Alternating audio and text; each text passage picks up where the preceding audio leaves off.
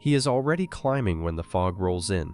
A Bloomsbury side street, a February evening in the 1890s, the pavement slick with soot and horse water. The man leans a short wooden ladder against a cast-iron column, hooks one arm around the crossbar and lifts a long brass pole tipped with a small blue pilot flame. He does not look at the sky. He does not need to. He has done this 30 times already tonight, and he has 97 lamps still to reach before the last omnibus rattles down Gower Street. He touches the flame to the mantle. The gas catches with a soft, almost polite thump, and a circle of yellow-green light unrolls across the cobbles, catching the wet gloss of a passing hansom cab.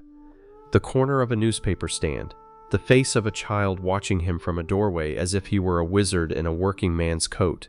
In London alone at that moment, some 25,000 men are doing exactly what he is doing, on exactly this schedule, in exactly this weather, and within one long human lifetime, every last one of them will be gone. The dramatic part is not that they disappear, it is that most of us have forgotten they ever existed. Because when you picture the birth of the modern lit city, you probably picture Thomas Edison, a filament, a switch. That story is real, but it is the ending. The beginning is a Dutch painter in Amsterdam in the summer of 1669, sketching lantern brackets in the margins of a letter to the city council. Between that painter and the man on the ladder in Bloomsbury lies a 200-year epic of oil, coal, empire, guilds, strikes, fortunes, and burnt lungs. A trade that once shaped every night on earth and now survives in 5 men, 1 alley in New York, a Scots word in a children's poem, and a habit you almost certainly still practice without knowing why. This is the history of the lamplighter, and you have been walking through its ghost your entire life. Before the lamplighter, there was simply the dark, not the polite, bluish dark of a modern power cut. A real dark, the kind where a Parisian merchant walking home from his own shop on the Rue Saint-Denis in 1660 could be robbed, stabbed, and left in a gutter 12 feet from his door, and no witness would ever come forward because no witness could see. 17th century European cities were for most of the year functionally uninhabitable after sunset. Householders were sometimes required by ordinance to hang a single candle lantern from an upper window on moonless nights, but the rule was patchily obeyed and easily defeated by wind. Curfews existed because the state had no better tool.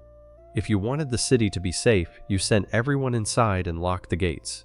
Then, in March 1667, a man in Paris decided that was no longer acceptable.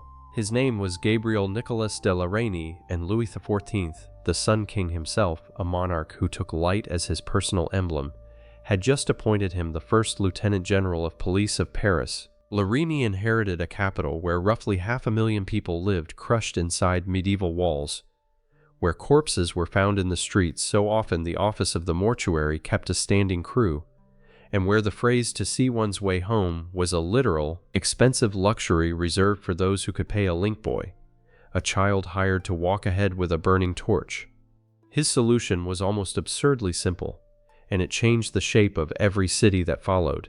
He ordered lanterns, thousands of them. Heavy square boxes of iron and horn, each holding a fat tallow candle, were strung on ropes stretched across the streets between the upper stories of facing houses, hanging directly above the middle of the road. And crucially, La Reynie funded them through a special tax, the taxe des boues et lanternes, the tax of mud and lanterns, because he understood, correctly, that light was infrastructure. Someone had to light those candles at dusk, snuff them at a set hour, replace the wax, and repair the ropes when winter storms tore them down. In that ordinance, buried among clauses about drainage and vagrants, a new job quietly comes into being. Not yet a guild, not yet a uniformed corps. Just a man, a taper, a ladder, and a route. The first lamplighters walk out of the Paris fog 358 years ago. But the moment the trade truly becomes a system, the moment it stops being a French experiment and becomes a civilization, happens 2 years later, one country north, in the mind of a painter, Amsterdam, 3 July 1669. In a low-ceilinged room in the city hall on the Dam, a delegation of aldermen is looking at drawings pinned to a table. The drawings are extraordinary. They show a lantern with an oil reservoir at the base, a chimney to draw the flame, a specific glass so the light does not blur, and a bracket designed to be mounted at a precise height above the canal-side street. Beside each drawing, in the same clean hand, is a map of the city with tiny numbered dots, 1 dot for every proposed lamp. The man showing them these drawings is not an engineer by training, he is a painter. Jan van der Heyden is by then already famous across the Dutch Republic for his uncannily detailed cityscapes, meticulous canvases of brick and water that hang today in the Rijksmuseum and the Louvre. But van der Heyden had 2 obsessions the paintings never fully explained. He was terrified of fire, having watched Amsterdam's old town hall burn to the ground in 1652, and he was fascinated by the mechanics of light. In the 1660s, he had reinvented the fire hose. Now he was proposing to reinvent the night. The alderman approved his plan that same day. Over the following months, van der Heyden and his crews installed 2,556 oil lanterns across Amsterdam. At intervals he had personally calculated so that no stretch of street lay in complete shadow. He wrote the operating manual. He designed the maintenance tools. He recruited and organized the men who would carry them. The first paid uniformed, municipally supervised lamplighting corps in European history. Each was assigned a fixed route, a numbered set of lamps, a nightly quota, and a supervisor who checked, from a rowing boat along the canals, whether every flame was burning on schedule. This is the invention that matters, not the lantern, the system. Van der Heyden's scheme worked so well that Amsterdam ran on it, essentially unchanged, from 1669 until 1840, 171 years of continuous nightly operation, longer than most countries, and city after city copied it. Berlin brought in Amsterdam-style oil lanterns in 1682, Vienna in 1687, Copenhagen in 1683, London followed with a patchwork of parish schemes across the early 18th century, employing thousands of night watchmen and lighters under the old ward system. By 1800, from Dublin to St. Petersburg, the profession Louis XIV's police chief had accidentally started, and a Dutch painter had industrialized, employed tens of thousands of men across Europe. But oil was expensive, dim, and unreliable. Every one of those lamps still burned whale oil, rapeseed, or fish grease, and everyone had to be individually filled and trimmed. A civilization that wanted brighter streets was going to need a completely new kind of fuel, and it was already being invented quite by accident in a Scotsman's back garden. Picture a small stone cottage in Redruth, Cornwall, sometime around 1792. Inside, a red-headed engineer named William Murdoch is doing something that, if his neighbors could see it, might get him arrested. He has taken a lump of ordinary coal, sealed it in an iron kettle, and heated it hard over a fire. From a narrow pipe leading out of the kettle, a thin, invisible vapor is hissing into the room. Murdoch holds a candle to the end of the pipe, the vapor ignites, and the cottage kitchen fills, for the first time in the history of that building, with a steady, hissing, brilliant light. No wick, no oil, no smoke. Murdoch had discovered that coal, roasted without air, gives off a flammable gas you can send through pipes and burn wherever you like. He had been a senior engineer at Boulton and Watt, the great Birmingham firm that built James Watt's steam engines, and he was, by every account of his contemporaries, one of the most inventive men of his century, though history has largely forgotten him in favor of his employer. He kept experimenting for years in secret. Then, on a June night in 1802, to celebrate the Peace of Amiens with France, Boulton and Watt lit up the entire outside of their Soho foundry in Birmingham with rows of coal gas jets. Crowds walked out from the city to stare. A factory wall was glowing like the inside of a fireplace, in perfect, controlled lines, and a German émigré in the crowd, an ambitious showman named Frederick Albert Windsor, saw immediately what Murdoch had not quite grasped. This was not a factory trick. This was a business. Windsor was not a scientist. He was, in modern language, a promoter. He moved to London, staged public demonstrations, and on 28 January 1807 he lit a stretch of Pall Mall, the fashionable royal street running from St. James's Palace, with 13 coal gas lamps to celebrate the king's birthday. Aristocrats came in carriages simply to look.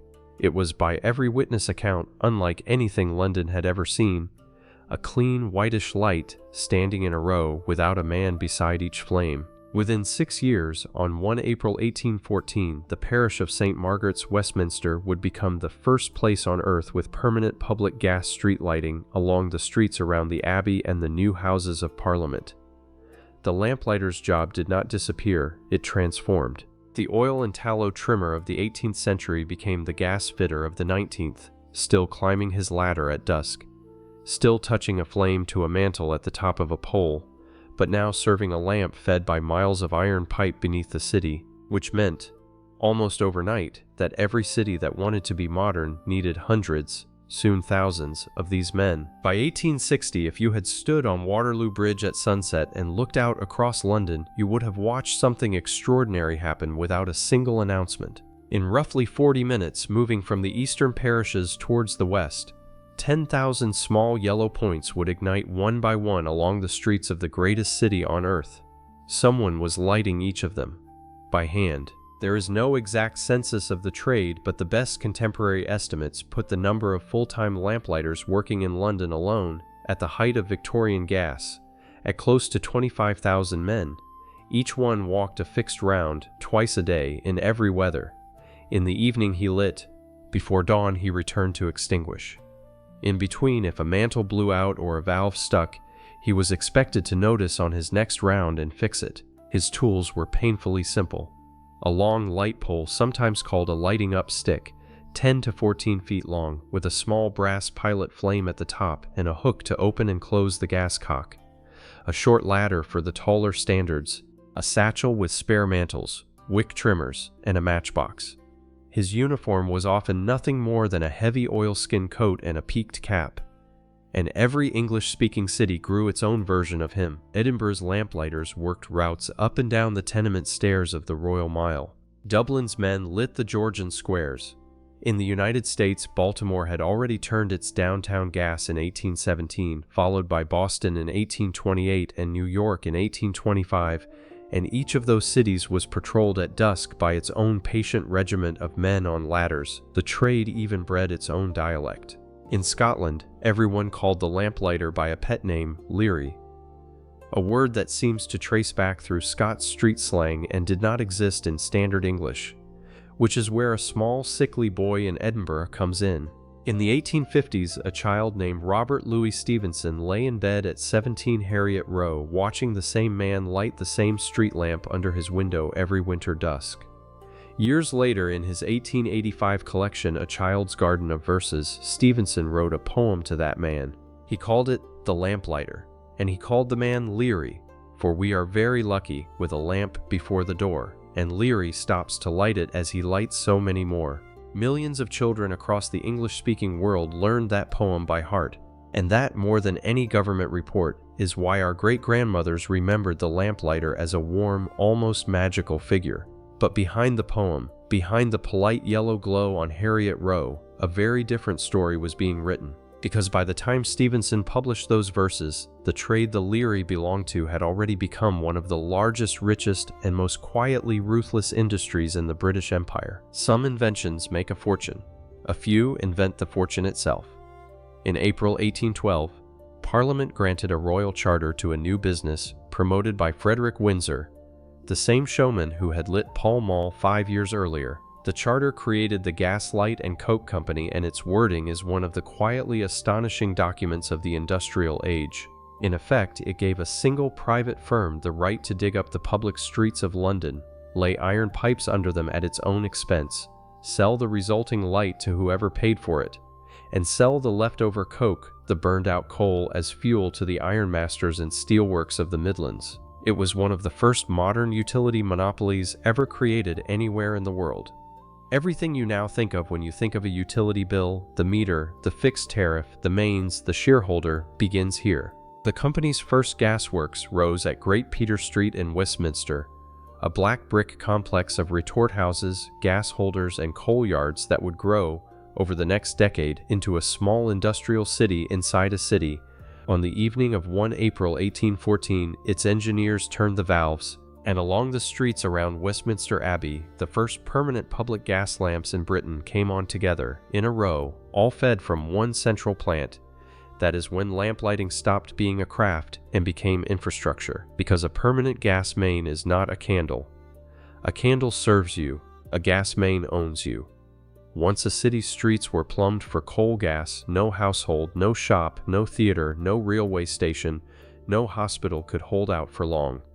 Gaslight was cleaner than oil, brighter than tallow, and critically, the company could bill you monthly. Within 20 years, the Gaslight and Coke Company was one of the largest employers in London, running vast works at Beckton in East Ham, Bow Common, Fulham, and Nine Elms. Its shares were held by dukes, bishops, and members of parliament, and its dividends built town houses in Belgravia and country estates in Surrey. By the 1860s, it was capitalized, in modern terms, in the tens of millions of pounds, an unimaginable sum for a firm that had begun essentially by selling the smoke of coal. And the Lamplighters were now company men. In parish after parish, the old independent contractors were absorbed into the great gas concerns. A Leary in 1830 worked for the parish beadle. A Leary in 1870 worked for a limited liability corporation quoted on the London Stock Exchange. His round was measured in company yards, his pay drawn on a company ledger, his ladder branded with a company mark. It was one of the earliest full transformations of a traditional craft into modern wage labor under a shareholder utility. And what happened in London was only the pattern, because within a decade, that same charter model was leaping oceans, and lamp lighting was about to become one of the most reliable business franchises the 19th century ever produced. The odd thing about coal gas lighting is how fast it colonized the world. Paris turned on its first public gas lamps in 1820 in the arcades of the Passage des Panoramas, and by the reign of Napoleon III, a specialized municipal service, later organized under the Compagnie Parisienne du Gaz, employed a small army of allumeurs, the French word for lamplighter, literally the one who kindles. Baltimore, on the American East Coast, jumped even earlier. On 11 June 1816, the Gas Light Company of Baltimore lit a single lamp at the corner of Market and Lemon Streets, making Baltimore the first city in the United States with public gas light, a fact still marked by a plaque there today. Boston followed in 1828, New York in 1825, Philadelphia in 1836. Sydney, on the far side of the world, was next. On 24 May 1841, Queen Victoria's 22nd birthday, the Australian Gas Light Company fired up its retorts on Darling Harbour and lit George Street, making Sydney the first city in the southern hemisphere to burn coal gas in its streets. Calcutta followed by the 1850s. Melbourne, Cape Town, Buenos Aires, Shanghai's Nanjing Road, everywhere the British Empire ran, gas mains and lamplighters followed within a decade of the flag. And this is where the trade quietly became something much larger than itself, because a gasworks does not only make light. When you roast coal in a sealed retort, you get gas at the top, coke at the bottom, and a black, viscous mess of tar and ammonia dripping out the sides. The gas paid for the street lamps. The coke was sold to the blast furnaces of Sheffield and Pittsburgh to make steel. The tar was distilled into the base chemicals from which, from the 1850s onward, the German dye industry, houses like BASF, Bayer, and Hoechst, would build the entire modern chemical sector, including the first synthetic medicines. Every time a lamplighter touched his pole to a mantle in Manchester, an invisible chain reached back into a gasworks feeding steel rails, aniline dyes, coal tar soap, and the earliest antiseptics. The Leary was the visible tip of one of the most integrated industrial systems humanity had ever built. Governments understood this. Municipal contracts for gas light became the most fought-over concessions of the 19th century city. Cities awarded them, revoked them, nationalized them, and in some cases went to court against their own utilities for decades. The men who owned the shares became a new kind of aristocracy, utility barons with fortunes measured in dividends, not land. And the men on the ladders? They stayed on the ladders, their pay barely moved for 2 generations. They were the human capillaries of an empire of light, and while their labor built town after town, palace after palace, they were expected to be quiet, punctual, and grateful. That silence was about to break, because behind every luminous Victorian street, in the retort houses no tourist ever saw, a much darker version of this story was being lived. If you had walked into the Beckton gasworks on the north bank of the Thames at 3 in the morning in the summer of 1872, you would have understood immediately why nobody in polite London wanted to know how their street lamps worked. Beckton, when it opened in 1870, was the largest gasworks in the world. It stretched across 240 acres of Essex Marsh east of the docks. Inside, ranks of sealed cast iron retorts, narrow, coffin-shaped ovens were kept day and night at temperatures above 1,000 degrees Celsius. Every 8 hours, the retort doors were flung open. The men who fed them were called stokers, and their job was to shovel red-hot spent coke out of one door while ramming fresh coal into the next, working in front of an open industrial furnace with nothing between their skin and the fire but a wet sackcloth apron and a pair of boots. The heat inside a retort house in summer routinely reached over 60 degrees Celsius, hotter than any modern legal working environment on Earth. Men drank up to a gallon of water a shift and still collapsed. Burns were constant. Lung damage was assumed. Life expectancy in a retort crew in the 1870s is estimated by contemporary medical inspectors at around 15 years shorter than the London average. The stokers did not stay silent forever. On 2 December 1872, at the height of a bitter winter, several thousand gas stokers across London walked off shift at once, mainly from the gas light and coke companies Beckton and 9 Elms Works, demanding shorter hours and a modest wage rise. For 3 nights, whole districts of London went dark. It was one of the first coordinated large-scale strikes by unskilled workers in British history. The response was ferocious.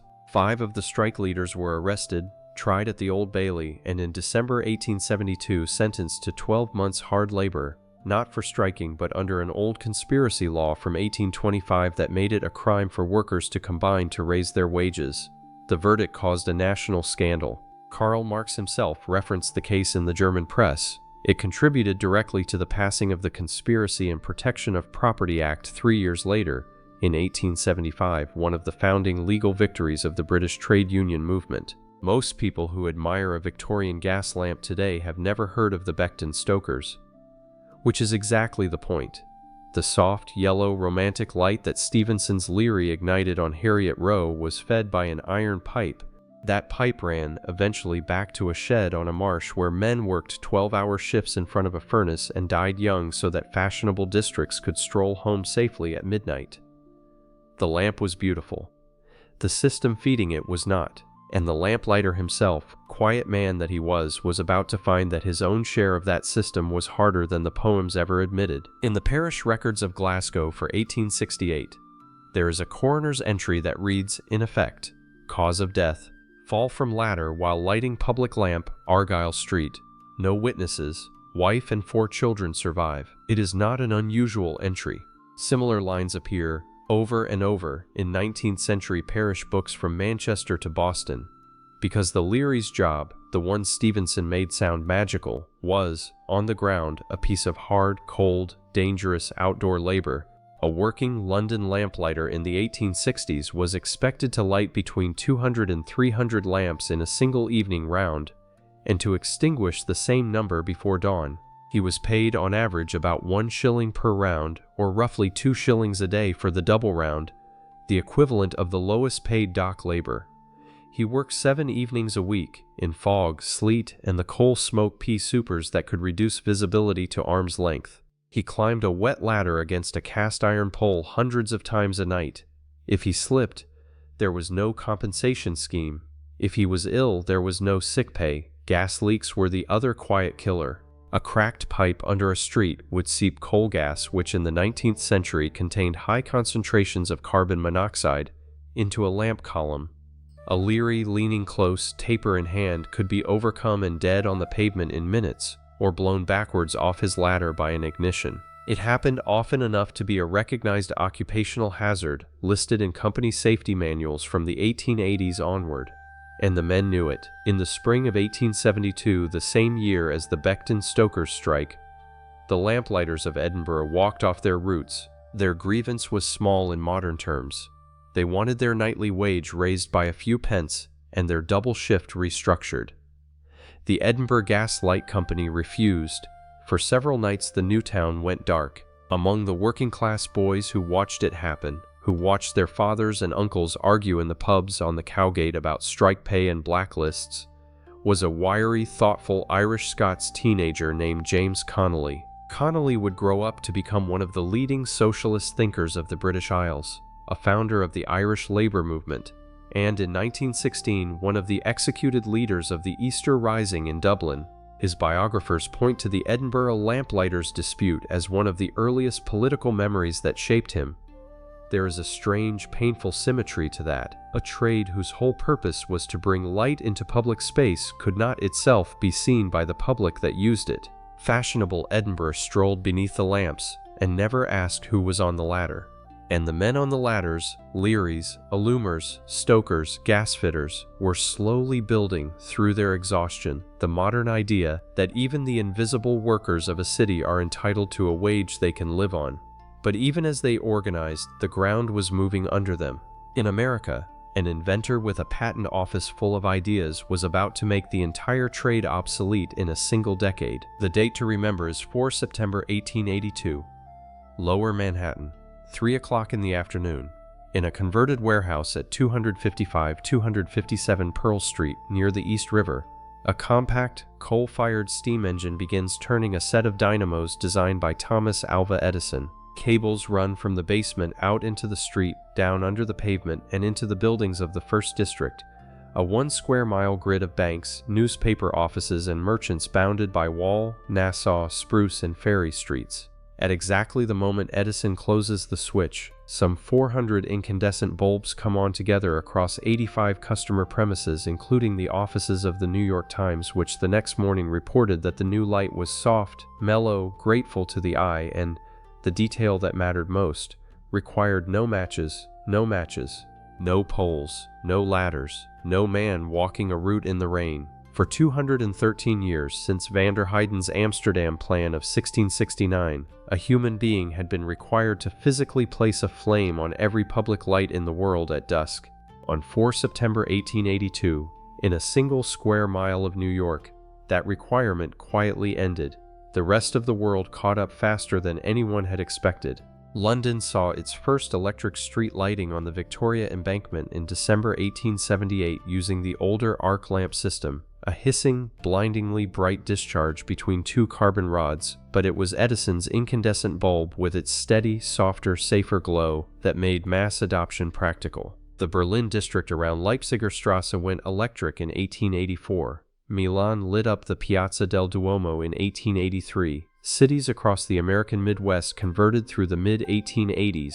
By 1900, virtually every downtown central business district in the developed world was running on electricity for its main streets, even if the residential fringes were still on gas.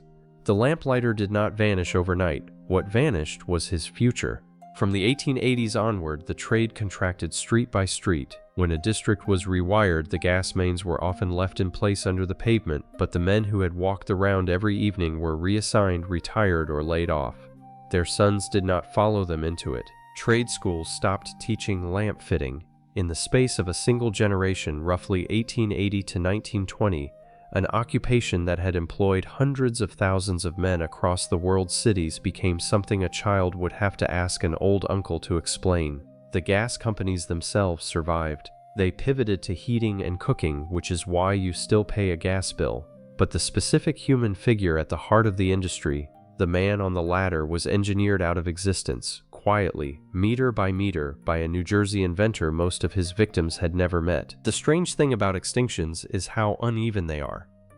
A trade can die in one street in 1885 and still be walking the next street in 1955. In New York, the collapse was brutal and complete. By the early 1920s, the last regular municipal lamplighting rounds in Manhattan and Brooklyn had been retired, and the city's remaining gas lamps were either converted to electric bulbs mounted in the old gas fittings or simply left to stand as cold ornaments.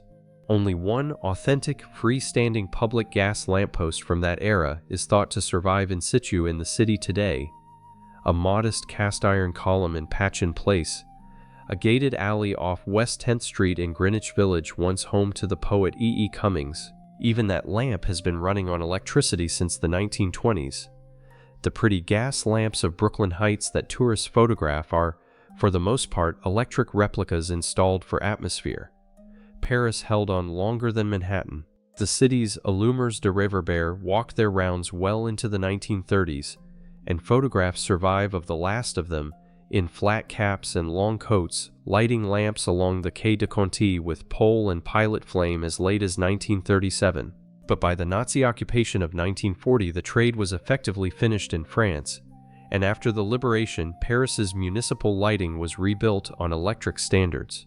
London, of course, held on longest. Even after the Second World War, roughly 3,500 gas lamps still burned in the West End, Westminster, and around the royal parks. And until the late 1950s, a small dedicated crew of lamplighters, now employed by the North Thames Gas Board, walked the same historic routes their great-grandfathers had walked. The final blow came in stages. Automatic clockwork timers were fitted from the 1930s, meaning a single engineer could service dozens of lamps a week instead of lighting each one nightly.